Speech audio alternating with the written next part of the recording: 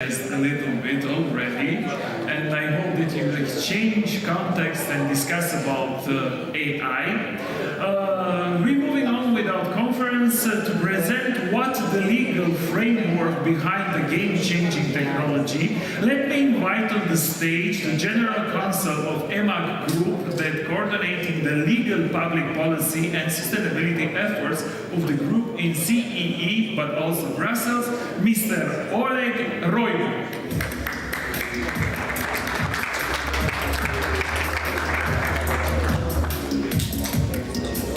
Hello, everyone. Just to figure out if this thing works. Yes, it works. Yeah, thank you for inviting me. I think it's important, as a lawyer, to be present when discussing the new technology. And I really appreciated the earlier speakers mentioning the fact that most, if not all, of the AI instruments and tools that are released are approved somehow by the legal department. That's a good approach. Now, as you will see, actually there is a high appetite for regulations in terms of AI, because we are not alone in this world, and this, behind the technology there are other stakeholders that need to address some concerns of the society, where need to try to address some possible future risks. So suddenly, at the end of the last year, we could see a lot of news coming from different parts of the world announcing or calling for new regulation. And it's at the highest level. And here, what I would like to mention is that, despite the discussions at a very high level between the US and China, there was a kind of agreement between the two superpowers for the AI. Just to give more important, just to show that, how important is the AI and the fact that it needs to be addressed at the highest level. This is a map where you could see the status of the new regulations across the globe. As you could see, China was the first state where government actually implemented new regulations, and they are working very hard on bringing new regulations to the table. Currently, they are discussing the ethics and the way the AI could be used in different pillars of the society, being those university, private businesses, governments, and so on. In Europe, in the European Union, we do have the AI regulation that is still under the approval process. I mean, currently there is consensus at the level of Brussels, and there are some formalities to be taken in order to be published and later enforced in the next 1 to 2 years. But across the globe, almost everyone is working into this direction. This is important because it can impact your business. This is also an interesting chart because it shows actually again the appetite and how ChatGPT changed the situation of the regulations. You could see the line, so ChatGPT was released publicly at the end of 2022, and suddenly the regulatory activity accelerated, and you can see both binding laws and regulations, so new sets of legal framework, but in the same time enforcement cases. So that means that government actually, even without new regulations, found legal instruments in order to apply to start investigations and eventually to apply even sanctions, were indications on how these tools should be applied and used when publicly released. It's very popular. it's very attractive, it's very juicy for all the regulators, and that is the reason the European Union started this process earlier a little bit, just to avoid the situations where we would have a very fragmented legal framework at the level of European Union. Just imagine a situation when we would have 27 sets of regulations across the EU. And here, you know, it's important for the regulators, especially to be aware of the fact that some of the regulations are hard later to be applied. So here I think it is important for the businesses to try to involve in the legislative process in order to avoid situations where particular regulations later cannot be applied. Let us go a little bit to the new EU regulatory framework, which is called the AI Act. As I told, it is there is a consensus at the level of the European institution, but there is still to be done in order to be applicable. Most probably it will become fully applicable in the next 2 years, but there are some stages where there are some obligations for especially for the developers of the new AI tools. So the approach that the European Commission took was to say that so-called product liability. So it is not the person who is releasing, but it's the product itself. It's has a liability. Why? Because this is an instrument that can be sent and circulated across different stakeholders, and it's important to have the so-called compliance by design and by default at the level of the product. Another approach that the Commission took was the so-called risk-based approach, and we'll talk a little bit later, because the risks were actually split in 4 categories, and for each set of that split there are particular rules. Practical impact, it almost applies to everyone, so it applies to the companies that are producing, the ones that are importing. It's also important because you cannot avoid actually the AI Act to be applicable to you if you roll out a particular technology in the European Union, right? So if you are developing a technology outside of the European Union, but it is used in the European Union, you fall under the object of the new regulation, and you are liable in this regard. So it is this approach was actually tested earlier with the GDPR regulation, when, you know, independent of the jurisdiction where your headquarters is based, you're still liable if you work with the data from of the EU citizens. And one important point, and it's kind of a new approach that the Commission took, of course with some limits, with some barriers, but still it was allowed the so-called sandbox, right? And this is novelty at this level, because the European institutions realized that actually there is a lot to be done, and in order to support the innovation, sandbox is allowed. That means that the businesses could exercise or train their AI tools, models, in order to see if they are efficient, where they meet their purposes. Yes, as I said, there are things to be done in order to be enforceable. Now, the key highlights. There are some AI systems that are unacceptable, that are banned. They are prohibited and cannot be developed, at least by private individuals. Right? We speak here. We talk here about biometric categorization systems, untargeted scraping of facial images, emotion recognitions in the workplace and school, social scoring, and so on. And there are exceptions that allow actually for the military or defense institutions to be able to develop actually such systems.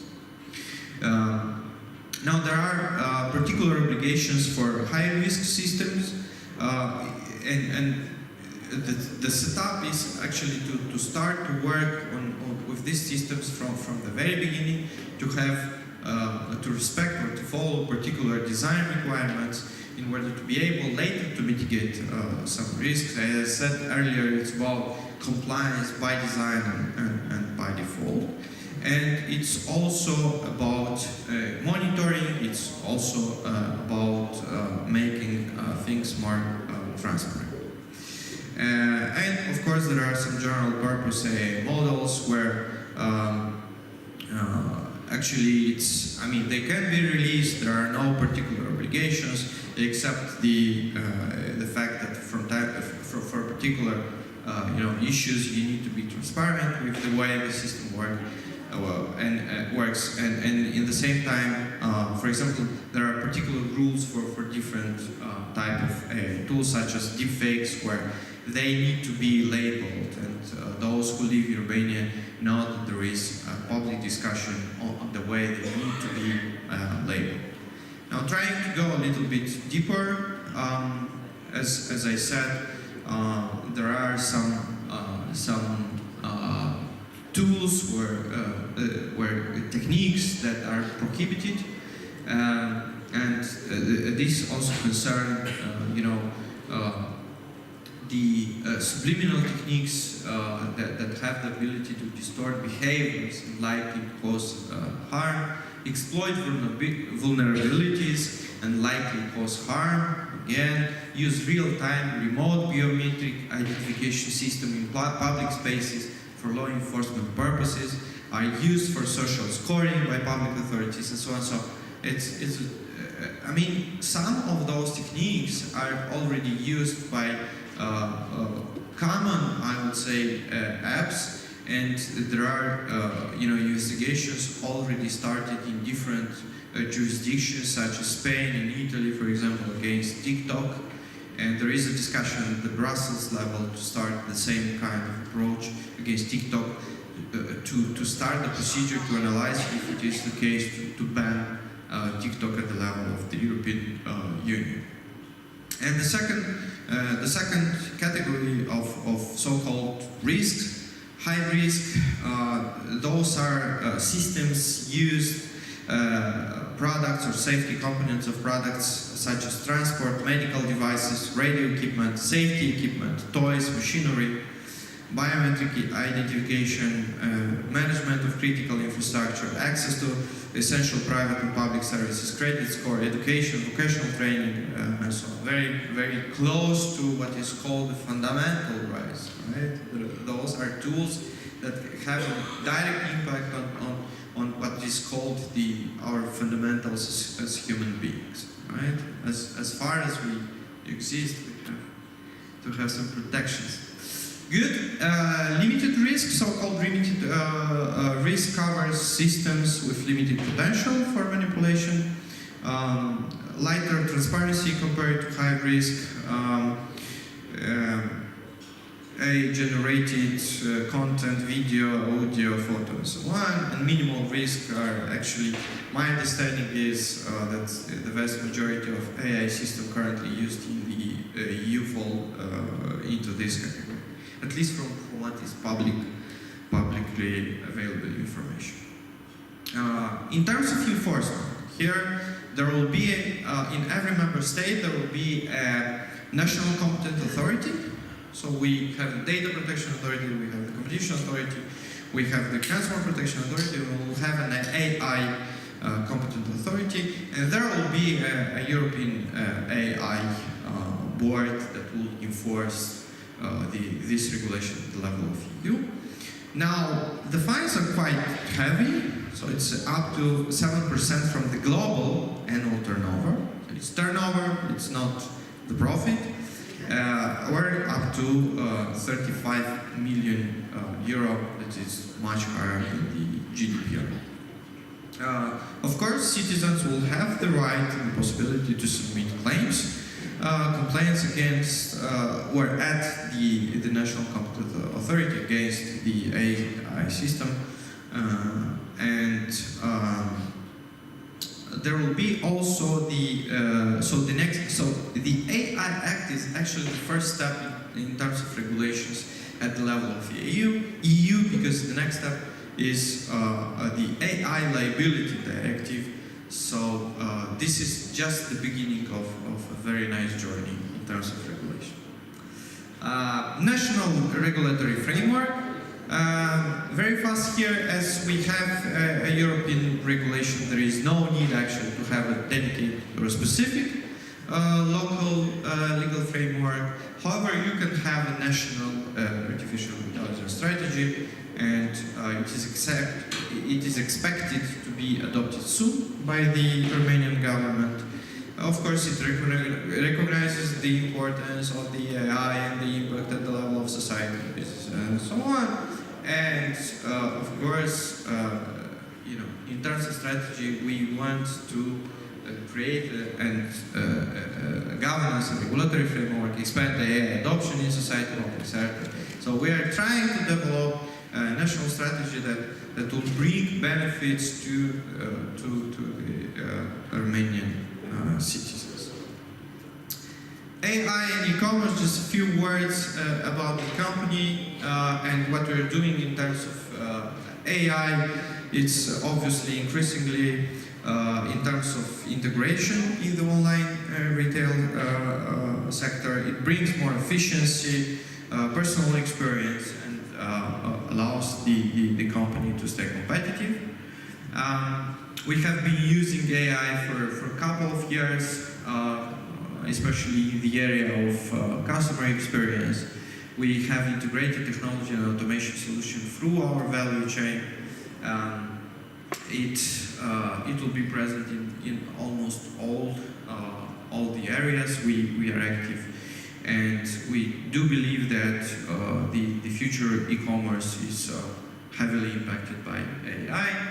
Now here, several examples of where we use AI. We use in the warehouse, we use in the customer experience, and we also use in the so-called easy boxes in order to see, you know, if there is a proper allocation of free spaces in the in that infrastructure.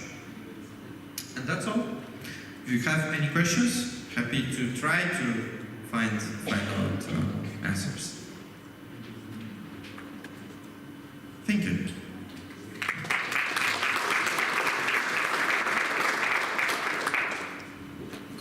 Thank you, Oleg, for your presentations, showing us the rules and regulations for implementation phase.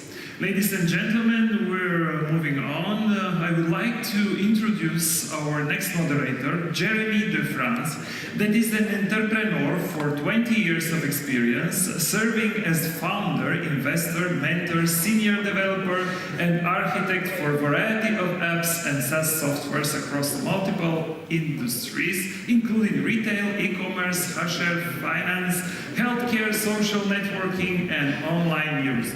Jeremy has lived in multiple countries and collaborated with teams around the globe.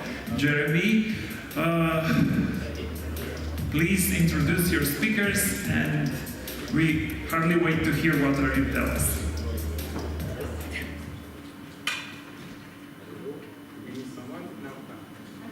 Now you're here.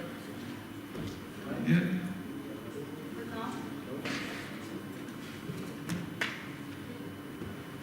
Hello. You hear me? Yeah. Super. So we don't have the time machine that we talked about just before, but as we have an amazing panel here today, we're going to take the time to go through our topic, which is challenges, business challenges and applied solution. So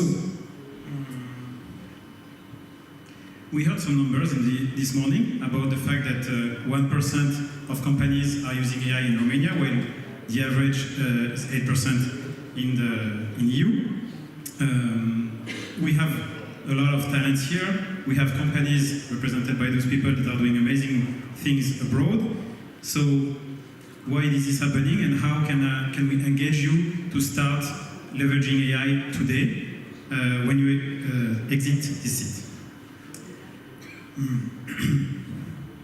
So the future is now, and tools are here, and we will not talk about technique or philosophy, we'll just focus on practical example. Let's start by introducing the panel. So ladies first, they are not enough represented in IT and in AI. So first, I would like to introduce Madalena Popa, working as a strategic technical lead at Microsoft. Everybody knows Microsoft. And you spent a few years having different roles there. Tell us more about your journey and what you do now. Is it working? You hear me, right? Yes. So, thank you for the invitation. I'm representing Microsoft. I'm strategic technology lead in Microsoft.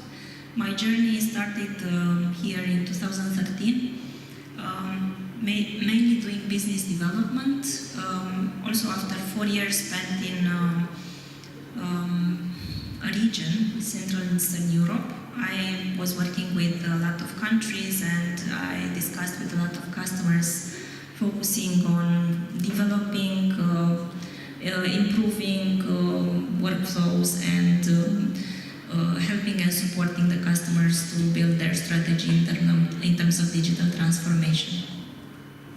Thank you. Next, OVIDIU.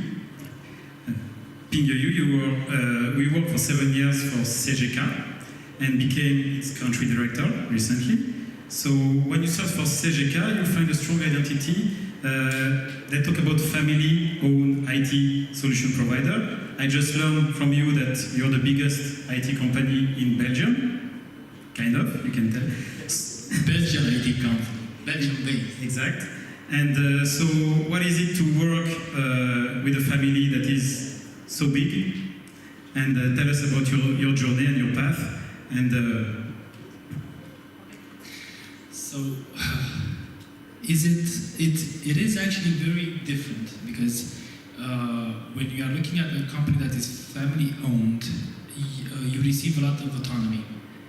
And our core value is, for example, we are a P&L-driven organization in which each manager, each director take its decisions. If a manager in Belgium wants to do something, he doesn't need the approval of a bigger director or something like that. He has a P&L, he has to respect that P&L. And also, it is strange because before I joined CGK, I worked for companies, multinational companies. One was a US-based company, and it was very different. But in simple words, autonomy, freedom, and that depends on how you look at it, because it has its positive and the negative. all right. And my journey, about my journey, I first joined CGK, when I joined CGK back in 2017, CGK was already based in Romania for 5 years, and we were only doing projects for the group. We were actually a delivery center, and when I joined CGK, I joined as a business development to create practically the local division to deliver services for the local market. And in 2017, to give you some numbers, in 2017, when I first started, I was the only employee within that division. And right now, at the end of 2023, that division is supporting customers in the local market and the number of 250 employees that is doing this, which is quite great from us. Super, thank you very much. Now we'll switch to RADU, ORGHIDAN. So today you work at MODERATOR as VP for Cognitive Computing. Your journey with AI started before we heard about ChatGPT. So can you tell us more about this and also a few words about MODERATOR? Yep. Thank you. So indeed, I was fascinated and using AI for quite a long time. I started in 2006 with optimization algorithms for my PhD, which was something in computer vision. I joined Endava 5 years ago, and since the beginning, I was trying to promote AI, machine learning, as a way to have humans understand computers and computers understand humans, so something in between the two worlds. There was AI there.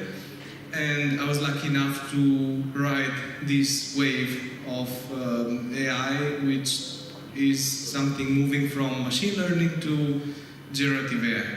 So Endava is promoting and is using a lot AI both internally and for our customers, and I'm helping everyone to adopt and to understand better what AI means and how it can be useful, removing fears and also bringing in dose of realism that's necessary nowadays. Thank you, and we'll go back to these topics during the talk. Now I want to introduce Vasili Braga, Executive Director at Creative Industries Association in Moldova, but not only, you have a few hats. Can you tell us a bit about that? Hello. Firstly, I'm a scholar, like for a lot of years, and I'm working not from 2006, but from 13 in AI in different things, and I have one classical IT company doing products, another one I have one AI company doing only products for AI, mostly for SMEs. If you know, in Moldova we have like 96% of all the companies are SMEs, and no one actually have the capacity to help them to introduce AI in the processes. But another thing that was very important, what I saw before on the AI regulation, like I have 2 kids with disabilities. They both have problems, and I fear without AI, their life will be very difficult. Now I'm working in agents that will help them to survive after I'll be not here. All right, we'll go back to this. We also have Daniel, you. So you worked a few years for CGK and recently took a role of CTO at BSD. So how is it to be a CTO in an everyday changing tech world? And tell us a bit more about you and what your company does. Hello, thanks for the invitation. Indeed, I've worked a lot of years with HECA, and I've grown with the challenges that such a big company brings, of course. And this also helped me a lot in the way to manage different projects and technologies, because as we know, the technology evolves a lot, and this is why we need to be in a position where we can both consult the clients about what is a good way to implement the technology, but also from a business return point of view, right? Because we need to look at AI, but before that, maybe we should also talk about digital transformation from some of our customers.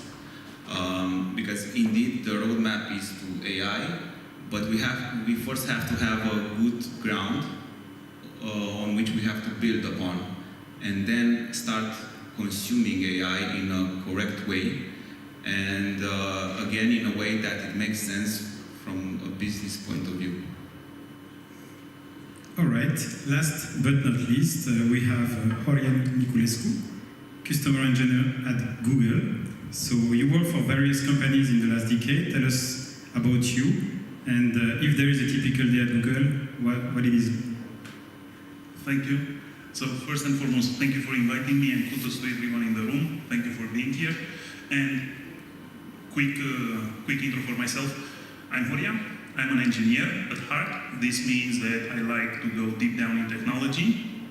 But then again, after like 15 years of playing with the technology, delivering value to our customers, building products as engineer, programmer, director, and then VP in various startups and companies, I've decided to join one of the coolest companies in the world, which is Google, of course. And then I've used this, I've leveraged this position in order to have a bigger impact on the society and on organizations.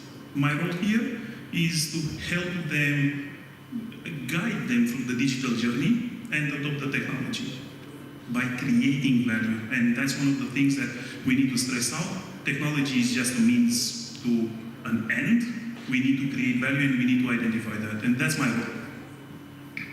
All right, thank you very much. So you talk about the AI wave, so let's start with surfing it together. And I hope you all exit with some concrete examples. So let's start with your personal experience. So I would like you,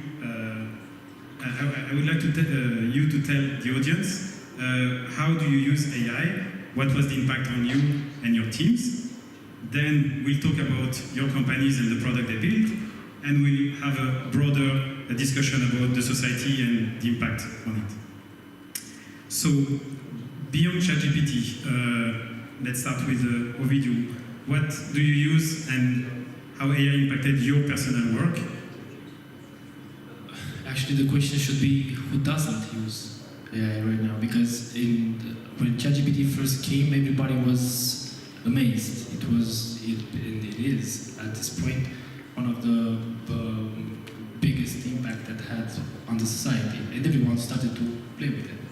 Right now, for example, in my team, we are calling ChatGPT because we are using ChatGPT, and right now we are implementing also one of our own product within the organization, but we are still using ChatGPT. We are calling it our invisible friend, because each time you have something to validate or something to be sure that it's correct, you are going to, and you go to ChatGPT, you put your input there, and it helps you. It's your invisible friend. All right. What about the tech people? What did it change in your life? The Google, for example.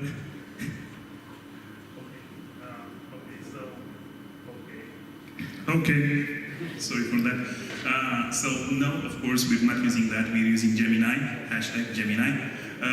But then again, it's not a matter of what we're using, is for what, when, and how. First and foremost, we want to keep the data safe, right? I play with customer data, I play with insights from the company's roadmaps, missions that usually are under NDA. So I need to use this technology in a safe way. And this is why we're using Gemini internally. I'm using it every day. Mostly I'm using it as a soundboard. You know, like I ask questions, then I get feedback, I ask questions again, like one of my trustful advisors. And whenever I want to dive deeper into a topic, then I usually use Gemini to have these conversation partners. But that's not all. I'm also doing, you know, like coding. I'm also developing architecture design, all this kind of stuff. Of course, I'm a master of my trade with more than 18 years experience. But then again, it's always best to have a second pair of eyes. And usually that's one of my peers. But then again, right now, the technology is good enough in order to serve, you know, like as a shallow expertise in various domains, including cloud. Available 24/7. Madalina, the tech lead, what do you use and how did it change the way you manage your team and what you do at Microsoft? I hope you have a lot of time because I have a lot of use cases.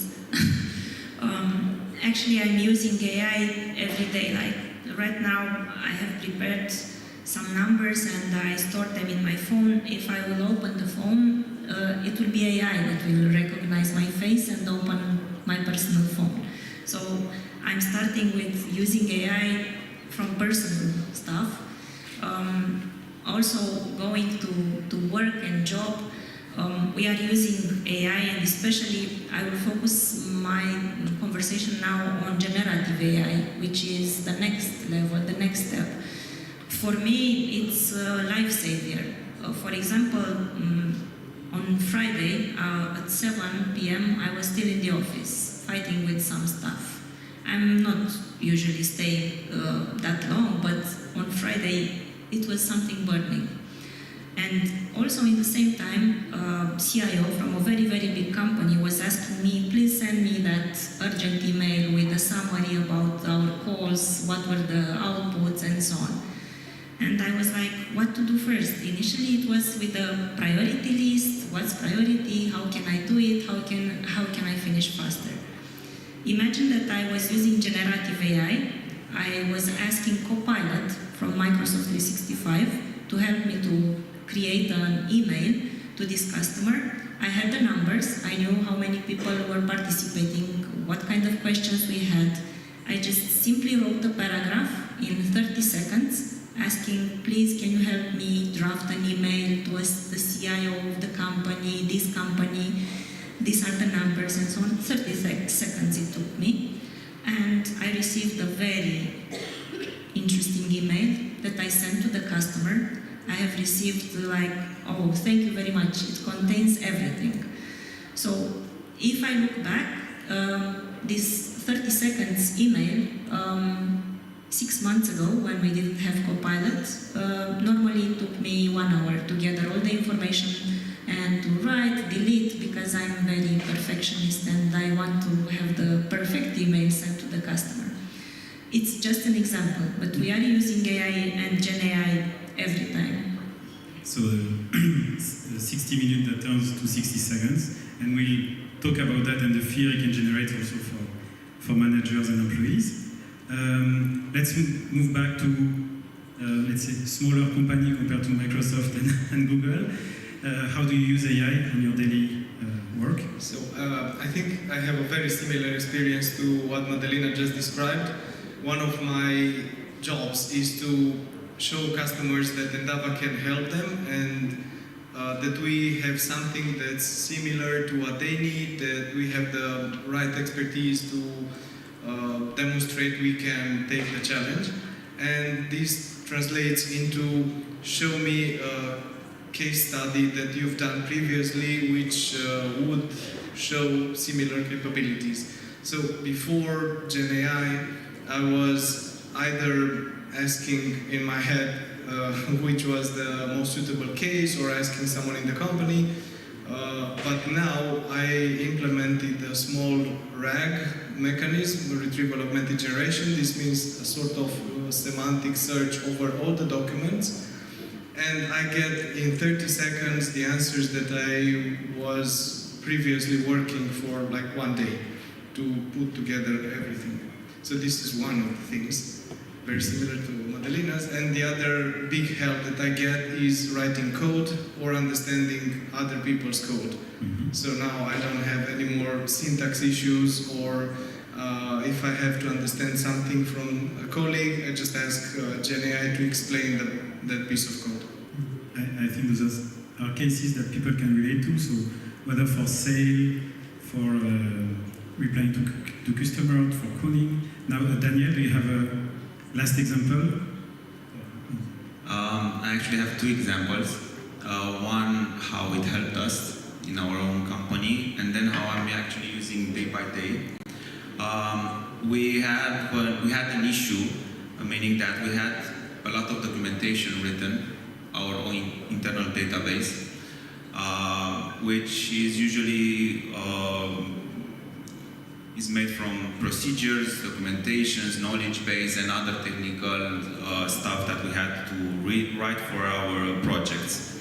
And one of the issues was that every time an engineer wanted to search for something in the documentation, usually the documentation is either spread around different files, or it can be outdated, or sometimes the search engine just doesn't work, right? So it either was I can't find the documentation, or either I can't find the latest version of the correct.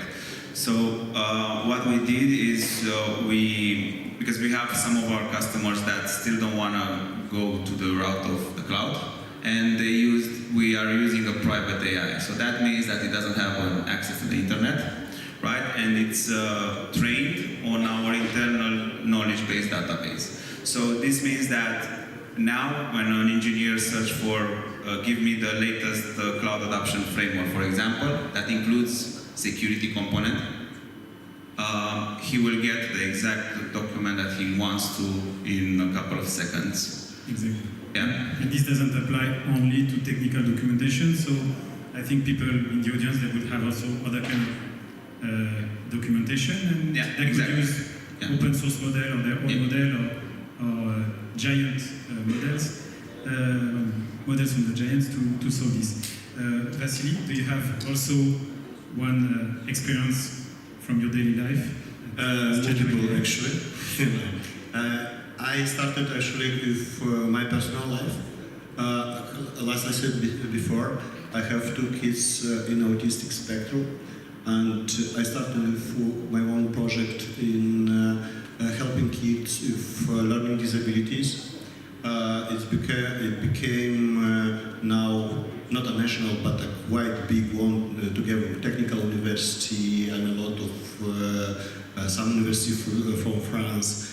It grew up, and we have emotion detection and mostly gamification of learning, and it's tailored to the kid or the student with his own disabilities.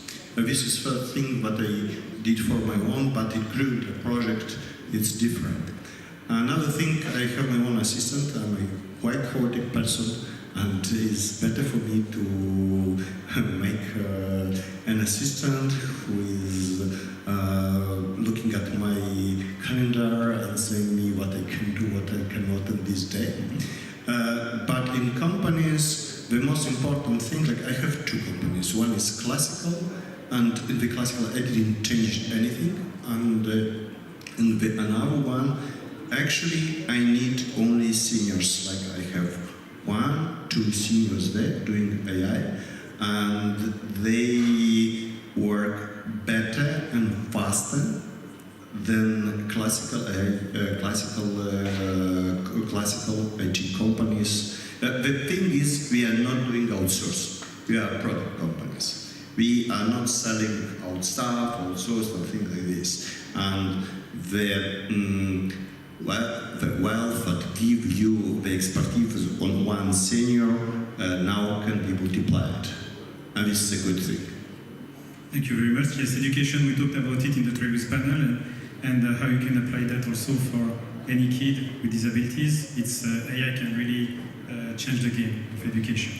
So now we'll move to the next topic, which is tell us about a client use case and an AI product that your company is developing. So for this, I will start with Microsoft, because somehow Microsoft in the last 20 years missed the wave of smartphones, of browser, of tablets, but surprisingly became the leader with its partnership with OpenAI, and became a leader, a visible leader in AI and innovation with AI.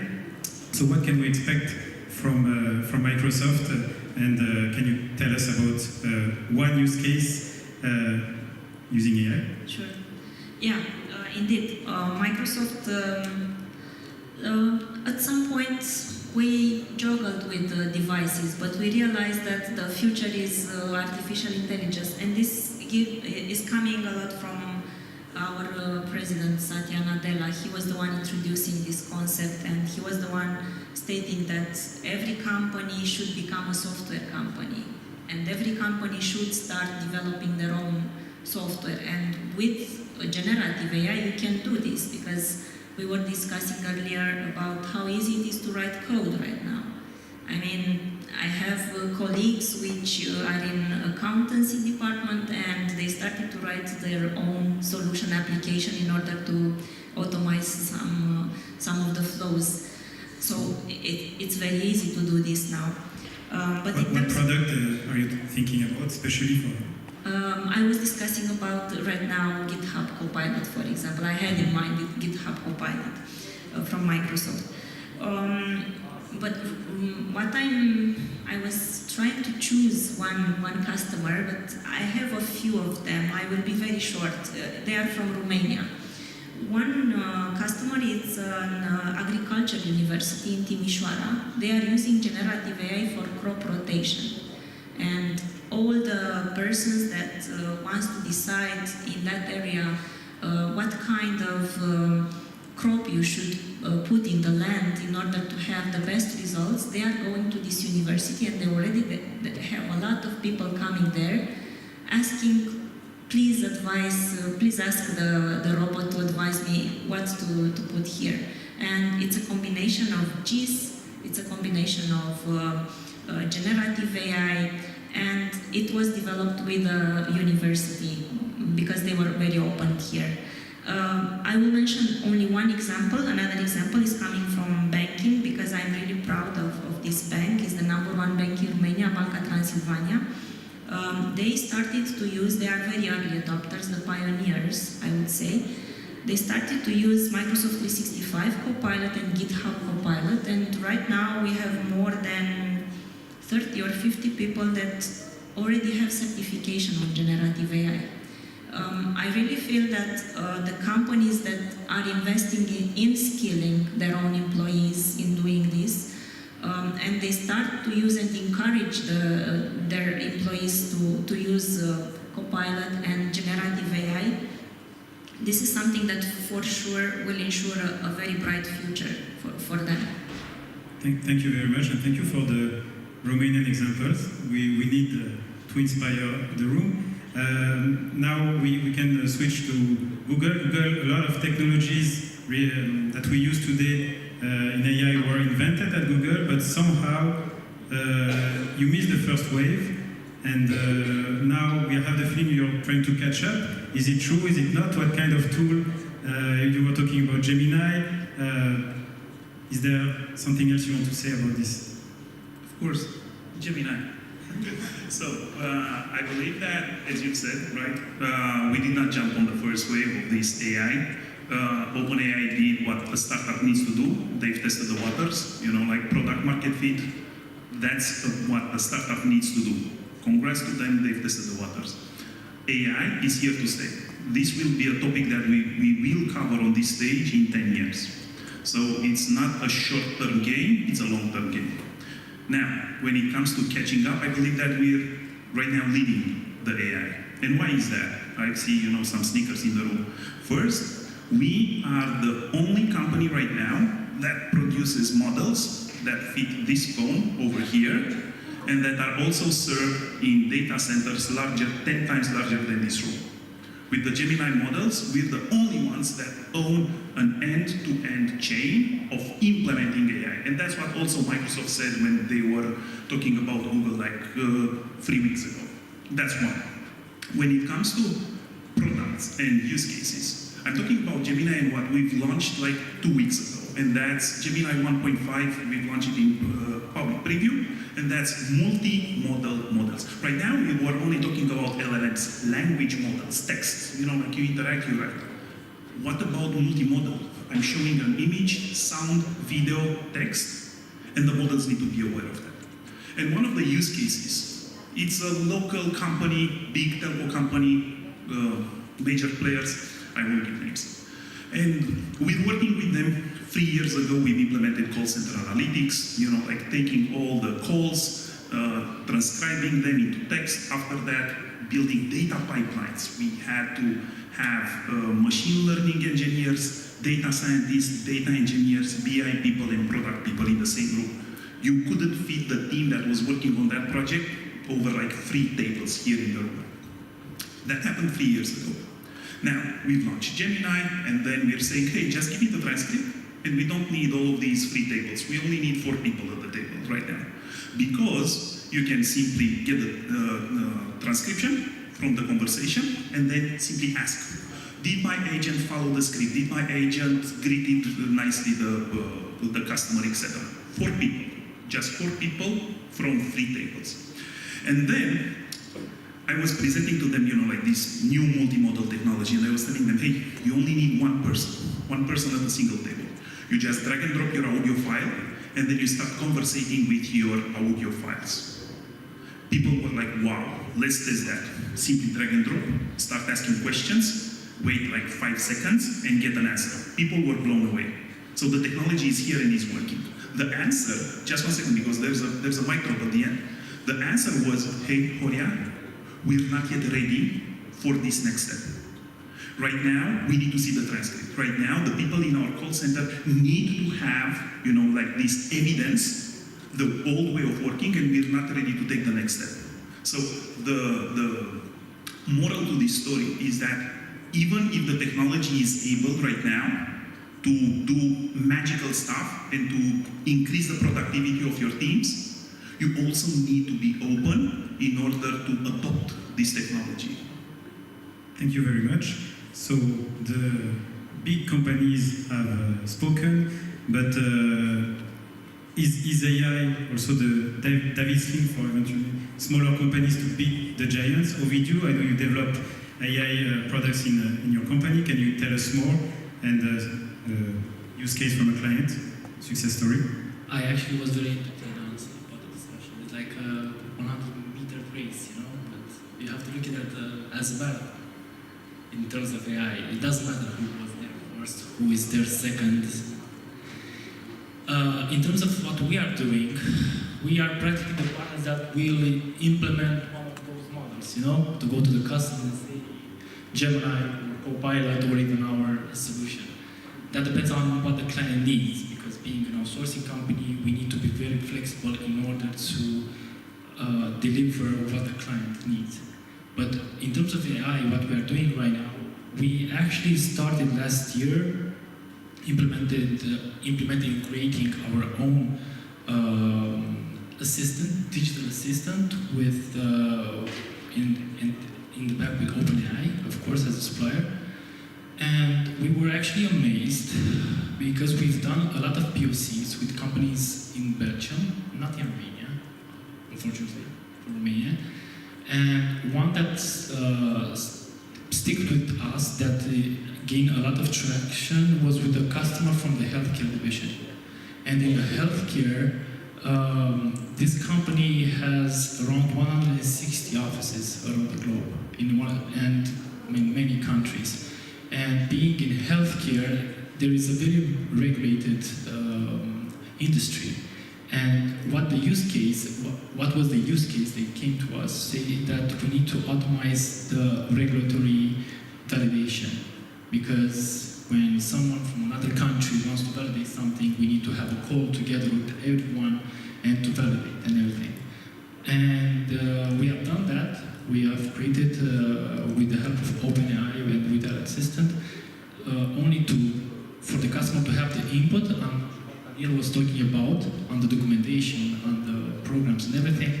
They are doing the same thing, but regarding the regulatory measures for some countries, because with what the applications gives us right now, with large language model, it gives you around the globe. It doesn't matter what language you speak.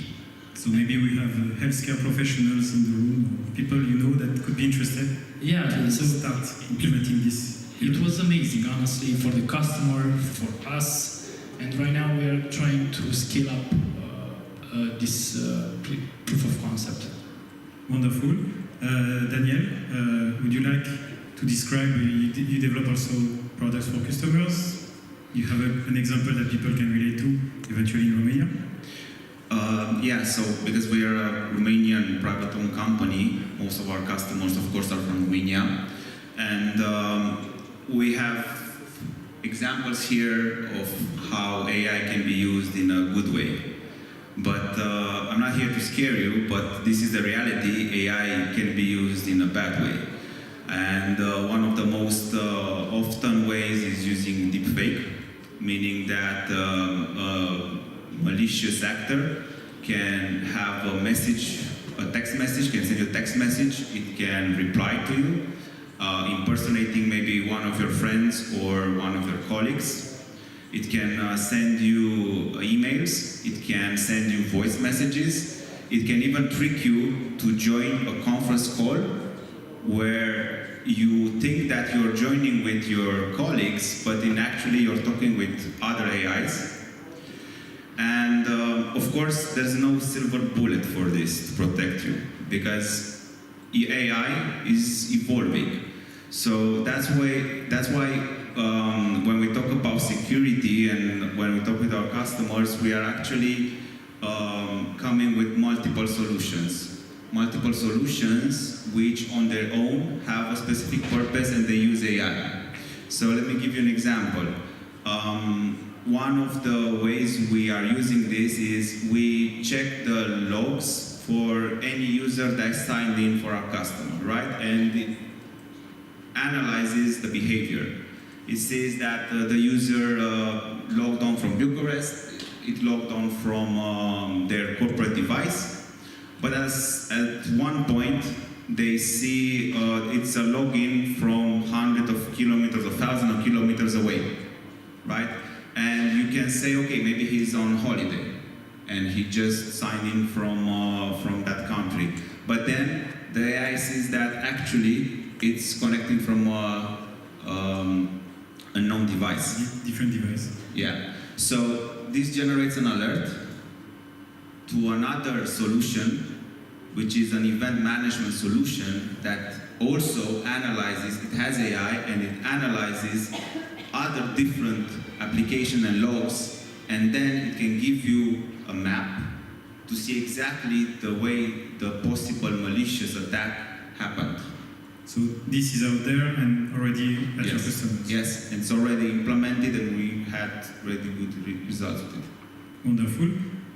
Vasily, do you have an example of a product with the many companies? Yeah, a few of them. We started first with low-hanging fruit. This is contact centers or call centers. First, our product was going through the conversation, understanding the topics, how they reacted to the agent and things like this, going through the statistics, and the second step is already working. I have a little bit of NDA, but it's working on big companies there in Moldova, and we have contact with them. Another thing that we did immediately after, it was for very small businesses, Airbnb house owners, a chat that can explain all about their estate, connected to Google Maps API, can give all the information about what's around and what can you do and things like this, connected to the key, lock key, can change the key, and this is a very simple product. This is not complicated to do, but because we are SMEs and we are very small, we need this help. What we are doing right now, it's a little bit more complicated, but we have not only proof of concept, but already integrated, is working with accountant companies. They have a lot of primary documents like factura fiscală, sorry, I'll be saying in Romanian. Invoices. Yeah, invoices, and we are making this automation. It's working already for 2 or 3 companies, and it's showing like 95%, and it's quite great. Yeah, it's the classical OCR, but after this, we have a few steps of improving all this. It's OCR on steroid. It's OCR on steroids. Yeah, understanding the difference with the database of the client, database of the owner, making this correspondence. This took a lot of monkey job from the accountants, and they now can do their own work. This is at least 3 projects implemented already. I will be speaking about the proof of concepts. I have hundreds of them, Well, but maybe during lunchtime. no. The idea is how it changed my behavior as a salesman. I don't do more PPTs, yeah, PowerPoints. I'm coming with a proof of concept, what I can do in 3 hours to 2 hours, like 30 minutes. I'm doing a proof of concept and showing like it's working, and it's on.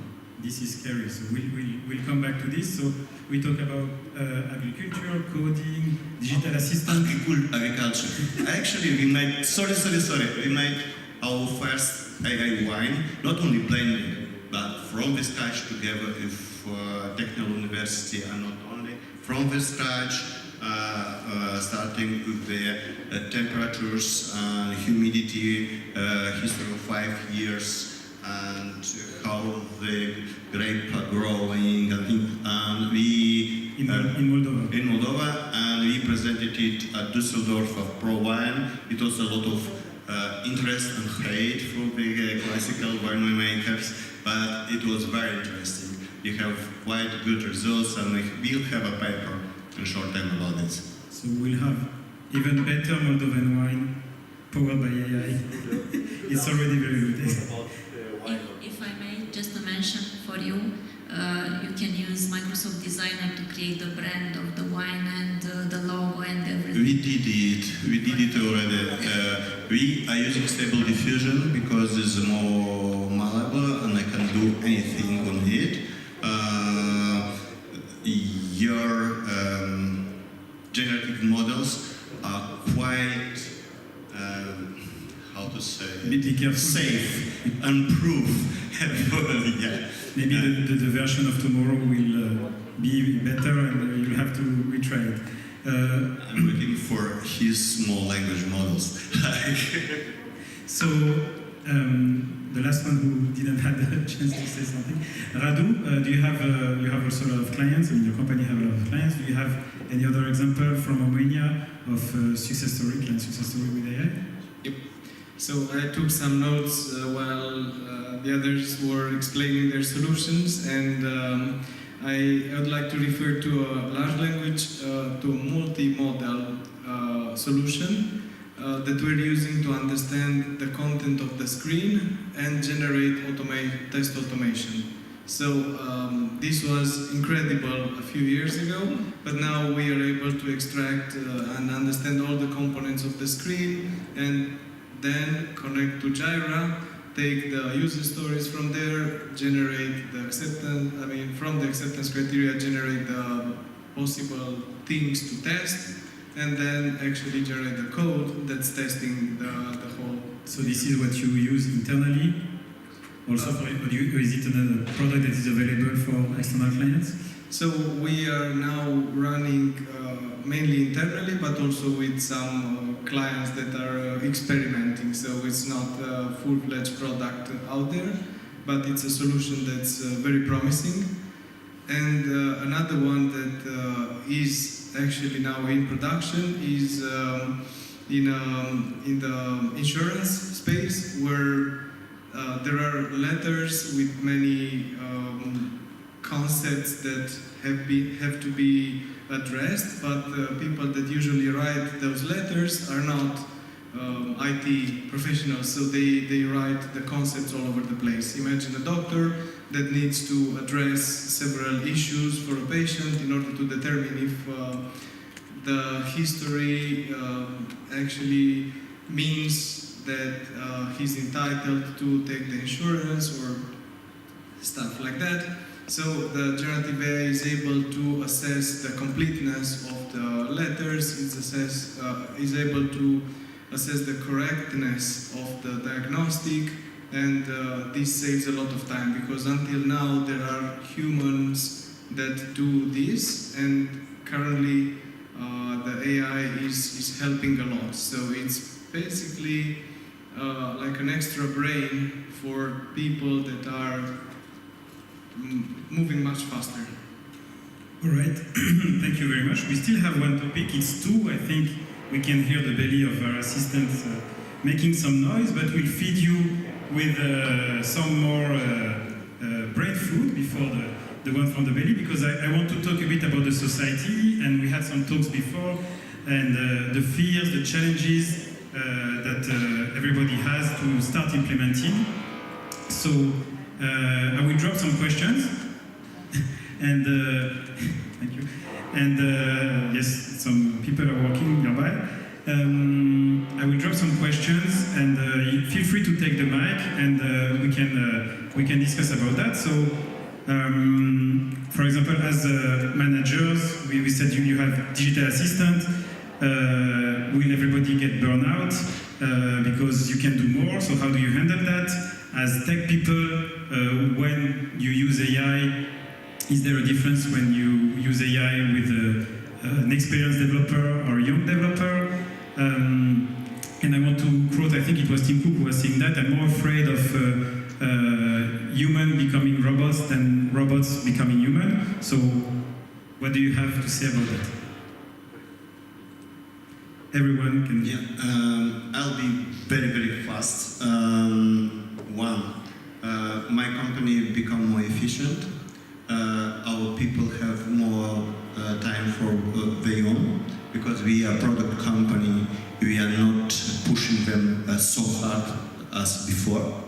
I think it will be a big problem for companies doing outsource. They will try to squeeze them, but it's my idea how it will be. But taking in consideration how it's going now, like I had a dream when I was very little to work to be like a robotic or going to cosmos. Now I'm living my dream. It's the best time ever for me. Like this is what I'm happy about. Yes, we are living a lot of changes. So, as managers, would you be ready to have people that have more free time if they are more efficient with AI? How do you deal with this? Are you ready for that? And what advice you can give to the audience? Why not? Because right now we are seeing that we are coming after a period of COVID, when 2 years all the employees said that not we as a company, but we as a society, had a lot of problems regarding the burnout. People were working like crazy. And right now to have something to automate and to optimize actually all the time, and also to give more time to the employees. Why not? They are more efficient this way. And what we are seeing right now is actually pretty early, to see the impact. I think this discussion should take place at least 5 years from now to see exactly the impact, because it has passed like 2 years since OpenAI came with the large language model, and after that all the big companies came with their solutions and the impact and everything. And you said in the beginning, in the European Union, it's 8% that they are using it, and in Romania 1%. Honestly, 1% is too much for me. I don't know where that 1% came, but I believe that it's way too much. We have way too many problems to solve, to talk about. But yes, we need to embrace this in order for our colleagues, our employees to be more efficient, to have a work-life balance better, and everything. So, if you work for CGK and you're more efficient, you'll have more free time, it's allowed. Anything, yes. Yeah. Please. So, I agree, it would be great to have this, but I'm not that optimistic, and I was thinking about that law of the roads, that if you create larger roads, instead of having less traffic, you generate more traffic. So that's exactly what's happening with AI. We have lower work volume for a while, and after that it increases because people realize, okay, so this guy can do more, so we can increase our throughput, and that's where we get. Mm-hmm. So we have to be careful, not about AI, but about your colleague that will use AI better than you and replace you. And ask more from you. Madalena, you wanted to add something? Yeah, I wanted to have two observations here. One is related to a study that I was reading when I was preparing for this panel. It's a study done internationally, worldwide. It says there that 64% of the employees are tired, are complaining that they are too tired and they don't have time to do their daily jobs. So imagine that more than half of the people here are very tired about doing their job. I think in this context, AI is not a threat, it's an opportunity actually. And I would like to perceive it this way, because I'm coming back to my example. I came home earlier because Copilot helped me to build that email faster. So I came home to my family earlier. Otherwise, I would have stayed there. This is one observation, and the second one, I will be also very fast. It's about another personal example.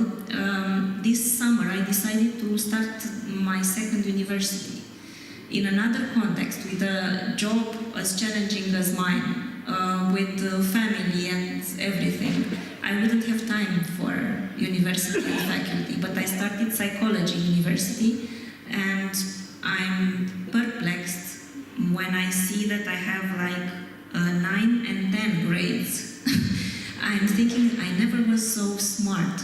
And indeed, I'm doing a lot of homeworks with Copilot, with ChatGPT. Still, I'm reading everything that Copilot is saying there, and I'm the one giving the orders, let's say, to Copilot to what to retrieve. And I'm reading that information, which is summarized very fast for me. And in this way, my knowledge becomes bigger and bigger. So you're also using ChatGPT? Yes, But I not Gemini. recognize. No, not yet. But you can show it to me.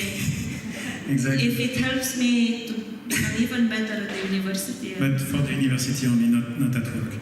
So regarding, I would say, tech profile, I had this question. So will we be replaced by AI depending on our seniority, or I have two comments here. First, I believe that 1% and 8% are way too pessimistic, right? Just think that of everyone that's using Gmail or Office 360 or whatever, they have AI embedded. What's the definition of AI? If 80% of the companies, of the organizations in Romania are using only these two products, they are using AI. So let's define a bit, and let's be more clear on these numbers, because 1% it really shows us in a bad way, and I don't believe that we're there. It's just a matter of defining the KPI. That's one. And second, we all agree here on the stage that AI right now it's a productivity booster. This is how you should think of it, right? Like, hey, I'm having a task, whatever task that is.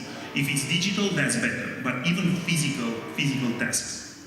Use AI to improve the productivity. Anything from ideation to execution, writing an email, stacking boxes, developing a new route planning for supply chain, whatever, use AI. And the problem that I always hit when I'm talking with organizations and with teams is the lack of openness yet to this technology. So what we're doing at Google, we're trying to train people, we're trying to educate. This is the current state of AI right now. It's not implementation, because for implementation we have the outliers here on the stage, right? We're building products, we're delivering products. But what about using those products? What about using them to increase the productivity? And for that we need education. We have a lot of trainings free of charge for everybody to adopt this technology, to get more acquainted and then to start using it. So if I have a message for everyone here in the room is start leveraging these free trainings, start opening up your companies to AI, and then again, educate them. And also be ready to accept that you don't measure only productivity of people by the number of output, and you have to adapt also your management. Daniel, what do you want to add to all those? Well, first of all, before AI, we in IT had automation. So this meant that we can do repetitive tasks in a way that we are sure that the end result is the same. And then we can scale this to a number of different tasks, right? And now what we see with AI is that we can do the same thing, and now it frees up for us, the human, to start thinking.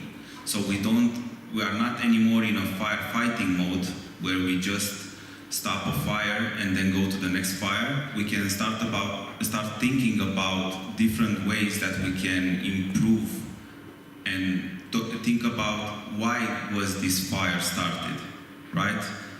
And I'm not talking about Prodigy here. The second thing is that I think it's the human nature to be afraid about new things, let's call it like that, because it takes us out of our comfort zone, right? And sometimes we don't fully understand AI, ML, if you open blockchain, we're never gonna hear the end of it. So that's why I think we need to be confident that it's a learning curve. So now for the consumers, we have ChatGPT, we have Bing, and we have also, to be fair, Gemini. Google, Gemini, and it's a learning curve to start learning how to actually use Today. the AI. So it's something that we need to look forward, and we shouldn't be afraid of it as going to replace any of the jobs. No, it's going to free our time to be more creative, and then it will free our time to actually think about other ways that currently AI can't do. Thank you. I think Vasily, you wanted to add one last thing. One last idea. Pels, guys, Pels, we are not the first time, like in humanity, and at this point. We had the ancient Greek, what has time, and not because of the slavery, but we are not speaking about the slavery, we had time, and they evolved the math we are using right now, we evolved all the culture we are not using right now. I think if you will be smart, we will be smart, and we need to be smart. It will be another golden age for the humanity culture. And it's up to us to go in this direction. We can use it like to destroy things, but we can use it to build things and to automate and to have free time. This is what I wanted to say.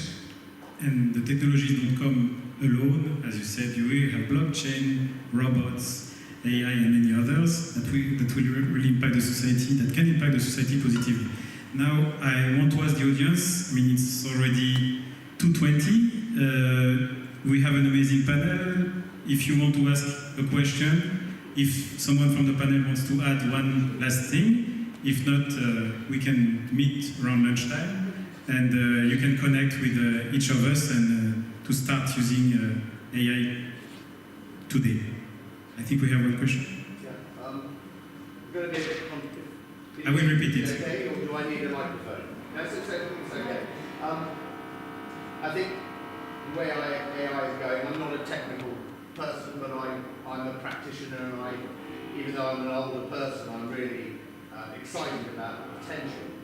But on the flip side, I'm also very concerned about specifically the young generation. I have children, where AI is being used by very large social media organizations to stimulate engagement with kids that can elicit very damaging behaviors, not just with children, also with adults.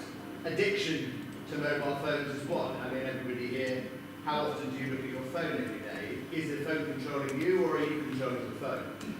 And I ask the question, can AI or are technology companies like yourselves, in terms of values, what are you doing in order to ensure that AI is being used as a tool for good, not just in regards to what you're doing on a day-to-day basis, where there's a hell of a lot of good that is being done, but in order to ensure that we can protect the more vulnerable in society, like our children, from damaging behaviours that are actually developed through AI tools.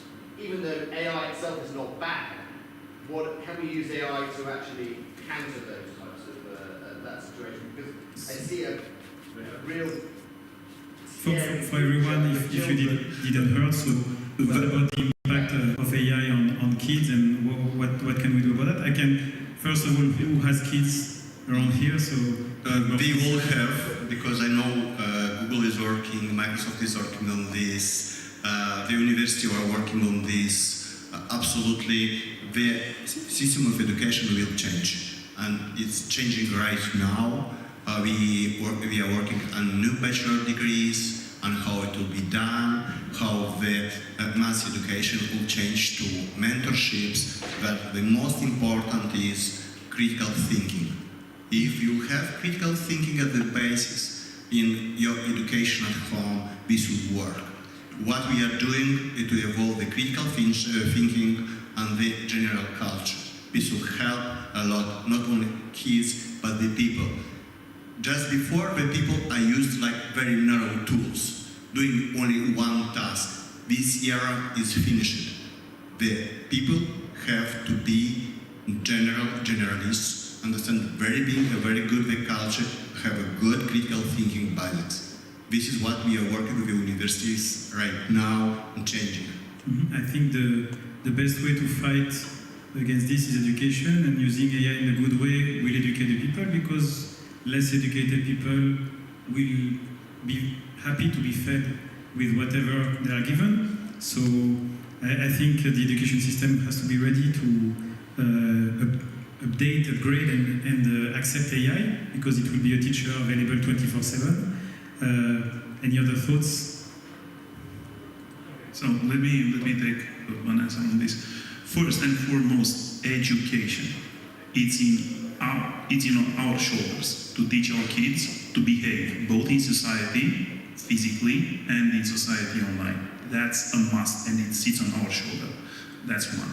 Second, it's on also our shoulders as technology providers and as solution providers like Google to keep this technology safe. This is why we had the jab at the beginning, like, hey, yeah, Google is a bit slower on riding the technical wave. That's because we have so much pressure on our shoulders to keep this technology safe, and we're trying to do that. But these two things need to go hand in hand. You know, like, this is theory. Like, okay, yeah, in 10 years our kids will become smarter and their kids will become smarter. But what are we doing right now? And that's where we implement boundaries. You know, like, hey, like most of the apps right now cannot be used under a certain age. European Union is also helping with that, you know, like with the Commission that is putting benchmarks and specific limits, which is great. So it's an effort for the entire society, but at the end of the day, it sits on our shoulders. And, can you hear me? Yeah.